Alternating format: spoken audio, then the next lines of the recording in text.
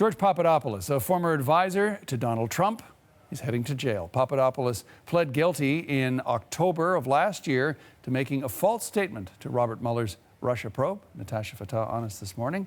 The first of perhaps more than a few. Walk us through what we know.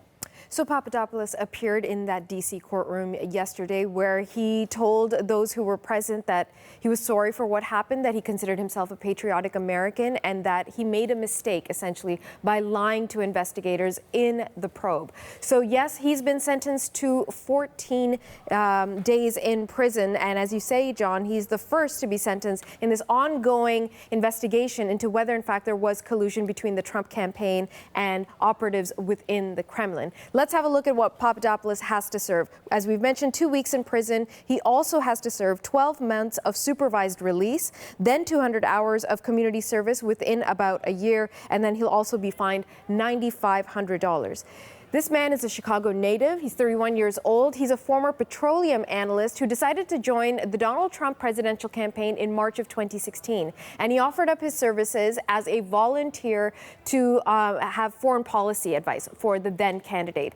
As it turns out, his name kept popping up when the investigation was moving forward to see whether, in fact, Washington operatives, non-Americans, were working with the Trump campaign in some capacity. And as it turns out, he was arrested last year, pleaded guilty in October of last year to the FBI that he had in fact lied about his meetings and the timing of those meetings with representatives who were working within the Kremlin. So they were discussing and negotiating the possibility of then candidate Trump meeting with Vladimir Putin. What could come of that? Possibly getting dirt, as they described it, on Hillary Clinton through a series of emails, which were, of course, later released through WikiLeaks, and he lied about a lot of this. And then he said, yeah, I lied. I'm guilty, so let's move forward. And they will move forward. He is not, as we understand it, in jail right now. He's going to start serving that sentence at a later date. We're trying to figure out when exactly that will be. And in the meantime, the Mueller investigation, the larger investigation, still moves forward. Yeah, generally they get time to, pack their jammies and stuff before they go off to jail, even for 14 days. So Donald Trump, what is he saying about all of this?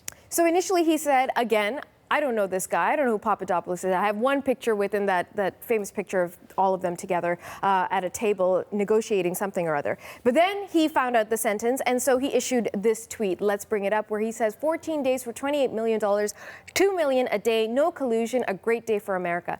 Not sure what he's saying in terms of a great day for America, and many assume that when he's referencing that $28 million, that he believes that's the cost of the Mueller investigation, which he describes as a witch hunt. According to CNN and their numbers from the Department of Justice, they have spent about $17 million on the Russia meddling investigation, and specifically Mueller's investigation has spent about $7.7 million. So the numbers are off there. But Trump was asked yesterday by reporters on Air Force One if he was willing to be interviewed by Mueller, and he said this. I'd do it under certain circumstances. I think it's a big waste of time because there was no collusion. Honestly, it's such a sad thing for our country to be going through a witch hunt like that. It's so hard for us to deal with other countries, including Russia, because of that witch hunt.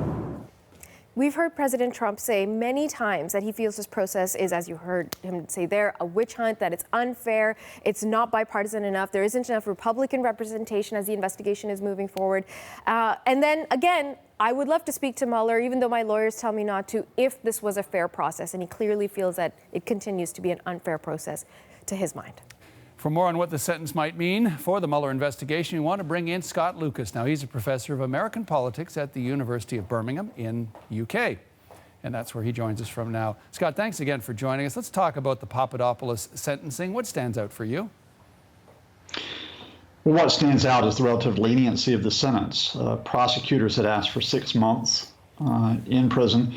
And while the judge said that a prison sentence had to be imposed of some sort to deter others from lying to investigators, only 2 weeks is more of a token stay, you might call it. I think that's for one of two reasons.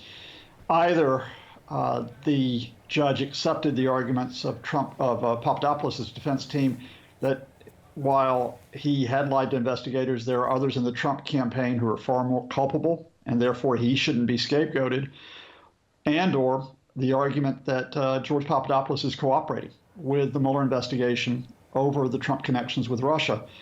One or both of those may be true. in either case, it's not good news for Trump and his camp that it looks like Papadopoulos is getting more of a lenient sentence because the belief is here that there's evidence against others in the Trump camp. So let's wildly speculate, Scott. Do you anticipate to see more names and charges coming forward? Absolutely. I think, as you mentioned, we've already got 5 people connected with the Trump campaign, including Trump's lawyer Michael Cohen, campaign manager Paul Manafort, who are in the frame. We have got others who had meetings with the Russians. Doesn't necessarily mean they'll be charged, but when you talk about Donald Trump Jr., Jared Kushner, Trump's son-in-law, when you talk about Attorney General Jeff Sessions, and when you talk about others in the campaign who endorsed, supported Papadopoulos' contacts, including campaign manager Corey Lewandowski, deputy campaign manager Sam Clovis, there's a wealth of possibilities. But here's the big question. Will Robert Mueller get Donald Trump? Because I think the Mueller team believes, quite rightly, they've got Trump at the least on obstruction of justice. What's more important, Trump's lawyers are worried that's true, and that's why they don't want Trump speaking to Mueller, which could possibly give Mueller even more ammunition for that obstruction of justice case, or, of course, perjury if Trump slips up and lies to him. For immediate reaction on what the president might think of the sentence, on Twitter, he came out and said this. Let's have a look at that. 14 days for 28 million, 2 million a day, no collusion, a great day for America. Help us unpack that reaction a little, if you could, Scott. How do you unpack Trump speak? That great day for America is him being sarcastic or trying to be sarcastic, which is, you spent all this money investigating me and there's nothing to see, and you've just got this T-boy, as the Trump team tried to call him, George Papadopoulos. That's all you've got. Well, what the reality is behind Trump speak is that he is extremely concerned about the investigation. He keeps trying to make it go away day on day by shouting no collusion. But the fact is that the Mueller team, far from wrapping this up, just collect more and more evidence. I think that they will be ready to move early next year against Trump. What they would really like is to get Trump into a room to discuss the evidence they have. Trump's lawyers are holding out against that. They're now even holding out against a written statement. That, I think, will be the final act, whether or not we get Trump, as it were, in the dock before Mueller, before we see everything unfold when Mueller's ready to swing at the king, as it were. And I think Donald Trump will be gone by next summer. Okay, so that's a bold prediction, perhaps. Can any of this have to do with the midterms coming up, and could those midterm results have, as you suggest, an effect on how long the president sticks around? Well, the midterms definitely have an effect. I mean, from a, quote, as it were, legal sense, or at least sort of, legal courtesy, it is practice that you don't file charges within 60 days of an election. So I don't think we can expect more George Papadopoulos's in court.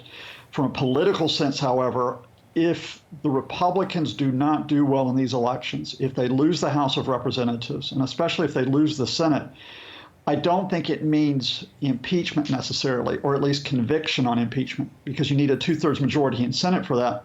But I think you'll start to see Republicans peel away from Donald Trump as a political liability. And if they peel away from him as a political liability, I think the pressure will be on him to resign before he is impeached, or even more importantly, here's what plays out. Mr. President, you can serve out your first term, but the day or week after you serve that term, you could be in court and facing prison. Do you want that? Or do you, like Richard Nixon in 1974, want to avoid the humiliation?